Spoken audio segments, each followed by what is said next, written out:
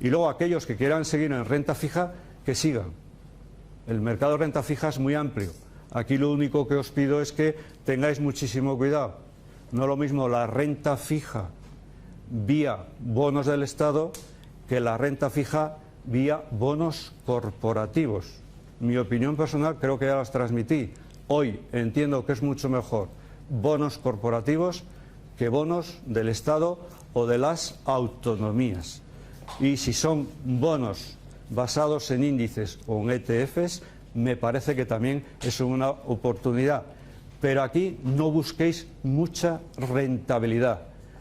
Hay que buscar una rentabilidad que intente superar la inflación, pero no mucho más. No es, en mi opinión, el método que yo os aconsejaría si queréis progresar para invertir en bolsa. En cuanto a las estrategias que os he dicho, sencillas. La más sencilla de todas, señores, es buscar un fondo o un ETF, un índice e invertir en el índice en intervalos regulares. Es decir, es una estrategia lógicamente de largo plazo, pensando en la jubilación. Se elige un fondo, el IBEX 35. No sé si conocéis o no, pero invertir en los índices en las bolsas es exactamente hoy día igual que invertir en acciones de las empresas. Son acciones nocionales, virtuales, pero se puede invertir en ellas igual que en una bolsa, igual que en una acción, perdón. Es la de posiblemente menor necesidad de estar encima de ellas. A cambio, insisto, es la que menos rentabilidad podáis obtener. Pero es una alternativa para aquellos que no quieran arriesgar demasiado. Ahí lo que hay que intentar es buscar un buen índice. Esta alternativa, además, lo que pretende es que las adquisiciones del índice se hagan a intervalos regulares. No hacerlo todo de golpe, sino ir haciéndolo de una manera constante en el tiempo. Y aviso, hacerlo en el tiempo, esté como esté la bolsa, esté como estén los mercados financieros, porque el futuro es de 20 años y puede coincidir momentos buenos y momentos malos, pero la idea es ir creando esa cartera de índices pensando siempre en el futuro. Si me dieseis a elegir entre índices o me dieseis a elegir un ETF, es decir, acciones, por decirlo así, o una cartera representativa de varios índices que también lo hay, yo elegiría, porque da mayor rentabilidad, la segunda alternativa. Buscar una cartera compuesta por varios índices, porque además te dan una ventaja, y es que si son acciones de índices de empresas que están en los índices, te permite aprovecharte de los dividendos, cosa que con los índices no puedes hacer. Y además, al final, hay que tener en cuenta el tema que os dije el otro día de la fiscalidad, que en España en general tienen mejor fiscalidad. Eso sí, la fiscalidad está compensada con las comisiones. Las comisiones en índices y en ETFs son relativamente altas, con lo cual hay que compaginar el tema de la rentabilidad con el tema de las comisiones, ¿no? Otra alternativa es, en vez de hacerlo en intervalos regulares, es comprar la cartera en momentos adecuados. Por ejemplo, un momento adecuado, en vez de hacerlo de manera constante, es ahora. Hacer la inversión ahora en que la situación se supone, y Dios lo quiera, que será en el futuro mejor de la que ahora tenemos en España. Entonces es un buen momento para establecer ahora el máximo de la cartera. El anterior se parece mucho, prácticamente es igual al de hacerlo compras discrecionales que os pongo aquí, ¿no? Otra alternativa, que yo la he seguido durante bastantes años, es hacer compras de un índice o de una cartera de índices y no venderlas, sino mantenerlas de manera indefinida. Es decir, hacer las compras de manera discrecional, aprovechando los momentos, pero contando con que el rendimiento se espera obtener dentro de 20 años y no hay que vender. Es una alternativa. Otra alternativa sería comprar en momentos discrecionales y vender también en momentos discrecionales, estableciendo un stop profit. Es decir, si en un momento determinado, o un stop loss, si en un momento determinado veis que esa cartera que tenéis no va como pensáis que debe ir, entonces tomad la decisión de no mantenerlas de manera indefinida. Pero en ese caso, desde el principio, tenéis que tener muy claros establecidos cuál es stop vuestro personal, vuestro stop profit o stop loss. Y si no, a mantenerlas de manera indefinida. El riesgo que se asume en ese caso es que cuando te jubiles te coja un momento como el actual. Pero bueno, si el patrimonio que tienes te permite mantener tu situación por otro lado, pues es mejor esperar y entonces no activar la cartera y mantenerla ahí y seguir aprovechándote de los rendimientos, ¿no?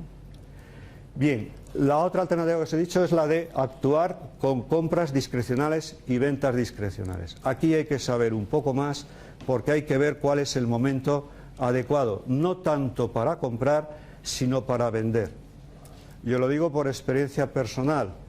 Es muy difícil, cuando estableces una cartera a largo plazo, saber cuál es el mejor momento para vender. Y te puedes encontrar que vas esperando, y al final, cuando quieres tomar la decisión, no la tomas. Con lo cual, aquí tienes que ser, lo que os decía al principio, muy disciplinados. Establecer un stop profit o un stop loss y en cuanto se acerca el momento, hacer la venta. Y luego, eso sí, el dinero que se cosecha de esa venta, pues se deja en renta fija o se vuelve a reconstruir la cartera con otros valores. Aquí ya hay que estar más encima y saber algo más, ¿no?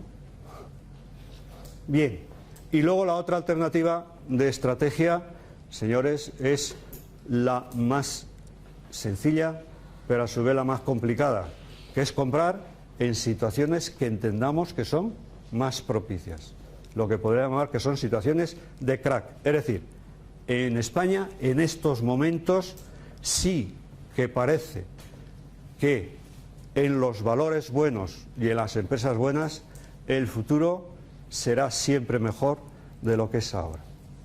No digo con todos los valores, digo con algunos valores. Ahí lo que hay que hacer es saber detectar muy bien cuál debe ser la cartera que tú tienes que constituir. Pero hoy es un momento muy bueno para comprar en bolsa. Insisto, en el largo plazo, ¿no? Bien, de las estrategias elaboradas, a mí la que más me interesa comentaros es la de establecer la cartera mediante compras discrecionales y ventas discrecionales. Aquí sí que tenéis que saber de bolsa, porque, señores, lo que estamos moviendo es el dinero de lo que valen en total las acciones. No estamos estableciendo contratos por diferencias, y el dinero que se haya invertido hay que controlarlo muy bien. Repito, hay que conocer más de bolsa.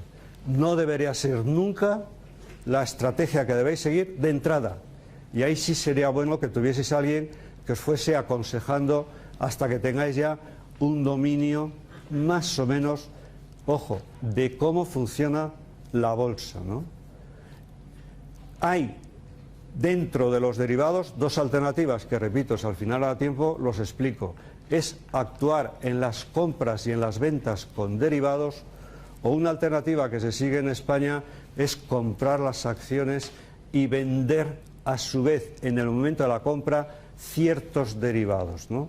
Con lo cual, con la venta del derivado te ganas una prima y esa prima te puede compensar otras disminuciones de valor que se puedan dar en las acciones.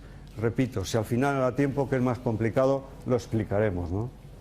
Y otra alternativa, que no la aconsejo a ninguno de los que estáis aquí, es invertir en carteras muy especializadas. Carteras muy especializadas lo pueden hacer gente como Warren Buffett o como cualquiera de estos grandes inversores, pero no me parece que sea una alternativa para los que estáis aquí. Lógicamente, también aquí en carteras muy especializadas podríamos meter todas las inversiones en empresas que van a ser objeto de una OPA. Es muy interesante, pero tampoco creo que vosotros os metáis o debéis meter en este follón. Esos son para los grandes inversores, que veréis cómo, curiosamente, cuando una gran inversión se mete en una operación que va a ser opada, una empresa que va a ser opada, surge algo muy interesante que se llama la prima de control, que curiosamente en España se acaba de tomar una decisión que no sé si es buena o no, pero como estamos aquí formándoos, os la comento. El problema que tiene una prima de control es que cuando alguien quiere comprar una empresa que va a ser objeto de una OPA, no necesita comprar el 100% para controlar a la empresa. En ocasiones es suficiente con que pase del 50%, el 50,1%. Con lo cual, a lo mejor, comprando un número pequeño de acciones, domina a la otra empresa. Y por eso, esas acciones que quiere comprar las paga mucho más caras, estableciendo lo que se llama una prima de control. Porque a quien compra más de ese 50% le da el derecho de llevarse el 100% de los resultados de la empresa comprada. Eso en España ha planteado un problema, y es que por esas acciones se paga mucho más de lo que valen las acciones en el mercado y de lo que reciben los accionistas minoritarios, que no pueden verse y no pueden aprovechar esta circunstancia. Y esto en España ha sido penalizado, y después que se había quitado en la época de Rodríguez Zapatero, en una pelea que ha habido con, no sé si la habéis seguido, entre Florentino ACS e Ignacio Sánchez Galán, de Iberdrola básicamente, y alguna otra empresa como la Telefónica. La situación de la Telefónica es muy delicada, porque de sus accionistas de control son dos entidades financieras. Estas dos entidades financieras, cada una tiene más del 6%, pero según la nueva ley que se ha establecido para las entidades financieras, tienen que subir hasta el 20%. Si no suben al 20% cada una, esa cartera industrial no les sirve para controlar. Entonces ahora el problema es que las dos empresas de son el BBVA y la Caixa, en estos momentos no pueden aumentar su participación hasta el 20%. Con lo cual, una de ellas ya, como ve que no va a llegar al 20% y no va a poder actuar controlando la empresa, antes se requería tener más de un 3% si la empresa cotizaba en bolsa, ahora hay que llegar al 20%, una de ellas, que la Caixa, está empezando a vender. Y el gran problema que hay en la Telefónica es, ¿y quién va a comprar esas acciones que está vendiendo la Caixa? Lógicamente no puede ser otra entidad financiera española, porque no hay ninguna que en estos momentos pueda llegar hasta el 20%. Con lo cual, el gran riesgo es que quien compre sean los chinos. De hecho, la Telefónica ha bajado su participación que tenía una empresa china. Y no ha pasado lo contrario. Sí, y no ha pasado lo contrario, con lo cual la Telefónica está muy preocupada, porque nos podemos levantar una mañana y que la segunda, después de los bancos, la primera ya es Inditex, la segunda multinacional española por cotización que la Telefónica, pues nos encontremos que está controlada por otras instituciones. Ya parece que hay instituciones que no han declarado, porque no han querido actuar, fondos de inversión americanos, pero sí tienen poder de control, porque acaban de decidir en la última Junta General que no renueve César Alierta.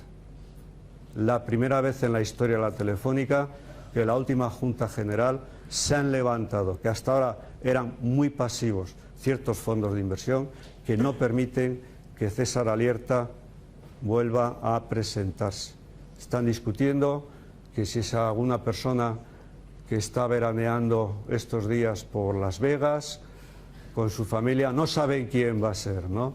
Pero hay ciertas dudas. Pero podría suceder que haya intenciones de ser controlada por alguna empresa extranjera. Y entonces ha cambiado la ley que había en la época de Rodríguez Zapatero y se acaba de tomar una decisión en una ley que se llama del blindaje de los estatutos, por la cual ninguna empresa tenga la participación que tenga, si es más del 10%, no puede tener derecho a participar más de ese 10%. Con lo cual se quiere limitar de esa manera que se perjudique a los accionistas minoritarios. Pero obviamente puede haber varios inversores que, teniendo menos del 10%, luego actúen de manera sindicada, con lo cual eso no lo puede impedir nadie, ¿no? Con lo cual el riesgo está ahí, y lo digo porque creo que lo debo decir, ¿no? Para que no haya ninguna duda, ¿no? Y bien, sí me interesaría entonces, para que no haya ninguna duda, antes de hacer un pequeño descanso y pasar luego a los métodos y, si nos da tiempo, a los derivados, hablar un poco de lo que el otro día fue para alguno de vosotros una sorpresa y que creo que sí es una buena manera de empezar a invertir en bolsa. Y sería, por favor, que empecéis a invertir a través de los llamados contratos por diferencias. Es un derivado, pero no es una opción. Es un derivado porque, señores, a la hora de invertir no hay que poner todo el dinero del nominal de las acciones. Lo que hay que establecer es una garantía. Y estableciendo esa garantía, compras las acciones por el valor total exactamente igual que lo harías directamente en la bolsa. Con lo cual limitas mucho la inversión y, si lo haces bien, limitas también muchísimo el riesgo, ¿vale? Y con la gran ventaja, y es que es como si comprases directamente las acciones, es totalmente transparente. En todo momento sabes lo que estás comprando y el riesgo que estás asumiendo. Tiene otra gran ventaja, y es que la puedes utilizar cuando el mercado está largo. Yo no sé de dónde ha venido esa definición de que el mercado está largo. Debe venir del mundo de las divisas, que una empresa está larga en divisas o corta en divisas y se debe estar utilizando. Pero para que nos entendamos, se suele entender que que la bolsa está a largo cuando la bolsa es alcista, y se suele entender que la bolsa está a la baja cuando la bolsa es bajista. Pues la gran ventaja que tiene actuar con estos productos es que puedes actuar tanto en mercados alcistas, comprando acciones, como en mercados bajistas, vendiendo acciones. Con lo cual es una gran oportunidad para aprovechar estos momentos. Hoy y ayer, seguro. Yo conozco como mínimo a 3 personas que tengo cerca que han ganado mucho dinero vendiendo estos 3 días acciones vía contratos por diferencias intradía, acertando que el mercado, en vez de subir, lo que iba a hacer era volver a bajar. Y han vendido en el momento alcista y han recomprado en el momento que ha bajado. Y con eso se ha llevado unas buenas ganancias, que ahora voy a explicar cómo se hace. Es lo que se llama el famoso apalancamiento que os comentaba el otro día. Y para que nadie se sorprenda, por favor, se puede comprar y vender las acciones sin tenerlas. Es decir, que se puede comprar y vender a crédito, pidiéndole al broker que te ponga las acciones a tu disposición, y si tú no tienes dinero para la garantía, ciertas entidades financieras asociadas a estos brokers te dan la financiación. Lógicamente, si te da la financiación, hay luego que pagar la financiación, porque estás comprando o vendiendo a crédito. Pero si tú tienes el dinero y no tienes que financiarte, es una gran oportunidad, porque te aprovechas muchísimo del apalancamiento. Lógicamente, aquí lo que hay que hacer es, y repito que lo del otro día no era publicidad, sino que lo hice por otros motivos, elegir muy bien el broker. No todos los brokers, porque lógicamente los brokers aquí, para que no haya ninguna duda, por un comentario que me hizo el otro día una persona, aquí no vas directamente a la bolsa. No entras en si está la compra o la venta, que tiene que ir al precio que está. Aquí sí que puedes ir directamente al broker y decir, quiero vender o quiero comprar tantas acciones de tal empresa. No hay orden, no está el sistema de precios, porque no vas directamente a la bolsa. Quien ha ido a la bolsa anteriormente es el broker, que compró en su día las acciones, estableció su cartera de acciones, y esas acciones son las que pone a disposición de las personas que trabajan con el broker, si quieren comprar o si quieren vender. Con lo cual, y al final las acciones que siguen manteniendo son siempre las mismas. Con lo cual, el negocio de estos brokers es solo lo que ganan por las comisiones. Y es más, la garantía, para que no haya ninguna duda antes de las preguntas, la garantía la entregas al principio, pero cuando cierras la operación te la devuelven. Sí, sí. Ahora os voy a explicar cómo funciona. Tengo un ejemplo que lo voy a explicar. Dime. Cualquier broker tiene acciones de cualquier... Tú puedes comprar o invertir a través del broker de cualquier acción, cualquier empresa. Cualquier empresa. Hombre, si vas a los brokers, que yo entiendo que hay que ir, como siempre ya, menos mal que salgo. Si vas a los brokers que son reconocidos por la Comisión Nacional del Mercado de Valores, que tienen un cierto prestigio, como los que yo dije el otro día, Plus 500 y algunos más que hay, Versión y Trading y otros más que hay, y aviso, la propuesta final que os voy a hacer a alguno de vosotros en vuestro proyecto de fin de máster va por ahí, es que hay muy pocos. No sé si me explico, pero los pocos que hay, que son buenos, las acciones que tú quieras. Es exactamente igual que la bolsa. Ojo, tanto la bolsa española como la bolsa de cualquier parte del mundo. No sé si me estoy explicando. Con lo cual, es una buena oportunidad. Ahora la vamos a ver con despacio porque os he traído un ejemplo. Hay acciones que no se pueden comprar, que no se pueden ir por... A través de los CFDs sí pueden ir en contra. ¿Cómo? ¿Hay acciones? Por ejemplo, la Comisión Nacional de Mercado de el año pasado, si no me equivoco, bloqueó algunas acciones para que no pudiesen especular con ellas que ir en contra. A través de los CFDs sí podría ir en contra. Bueno, vamos a ver. Cuando la Comisión Nacional del Mercado de Valores bloquea ciertas acciones es porque está pasando algo con la empresa, no sé si me explico.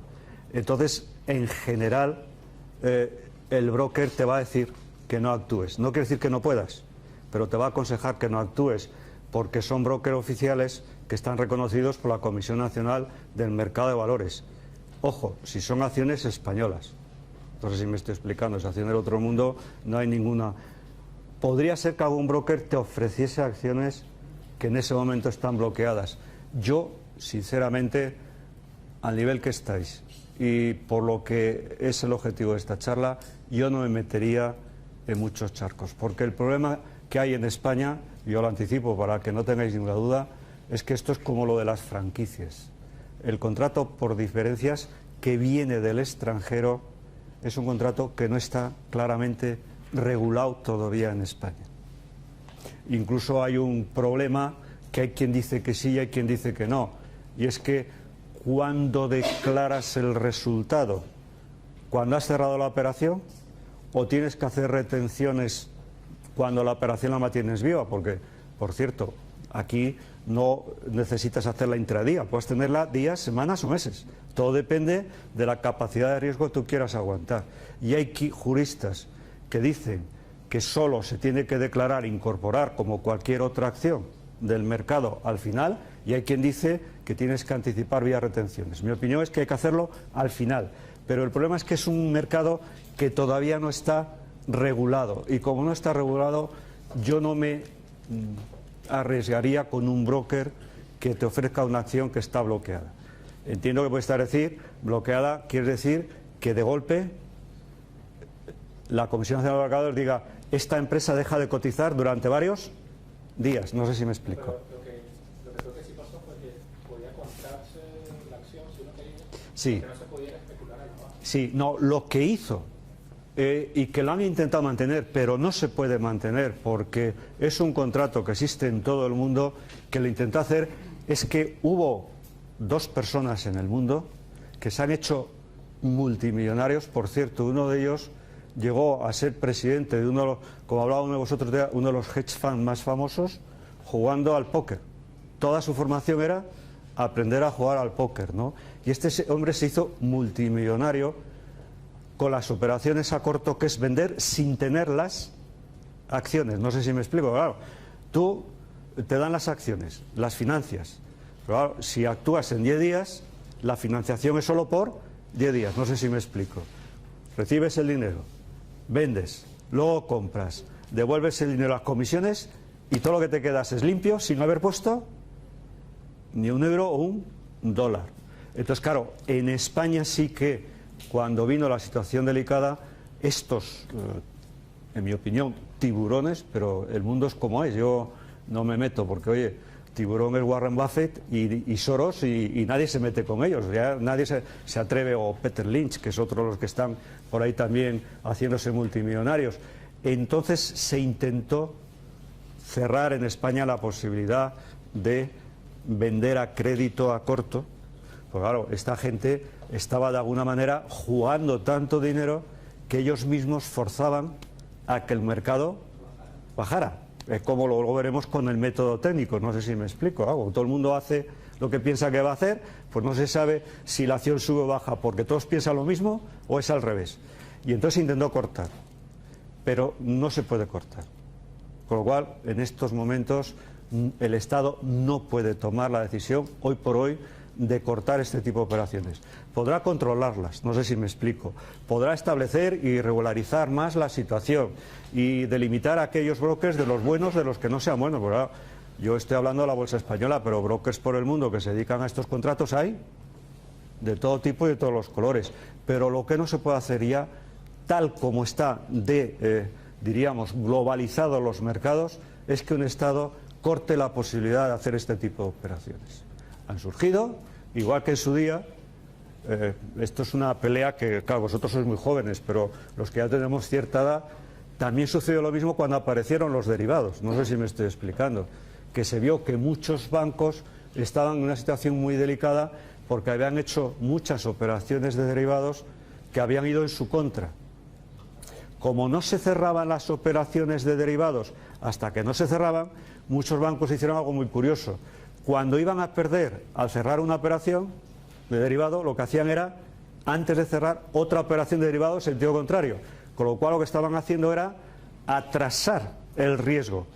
Y se sabe que buena parte de los problemas que ha habido en el mercado financiero de Estados Unidos, aparte de la subprime, por cierto, el otro día pusieron en televisión que te quedas anonadado un documental sobre Enron y te quedas alucinado de lo que es capaz de la gente por el mundo con estos temas de derivados. Y también se intentó cortar la especulación con derivados y no se ha podido.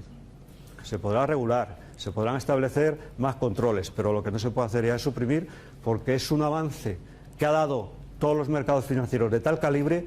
Hay tanta gente que ha tomado tantas posiciones, gente seria y no seria, que es ya imposible cortar. ¿Vale? Bien, pues señores, para las preguntas que me hagáis, a ver, esto os he preguntado si habéis traído los apuntes, porque esto no lo tenéis en los apuntes y lo he incorporado después de las dudas que había el otro día. Vais tomando nota si queréis y me hacéis todo tipo de preguntas. La operación es muy sencilla, pero para que no tengáis ninguna duda. Mirad.